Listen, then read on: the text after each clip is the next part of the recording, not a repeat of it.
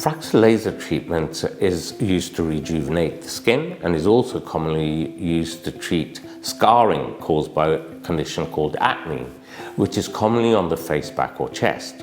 Fraxel laser treatment is actually very good at treating acne scarring.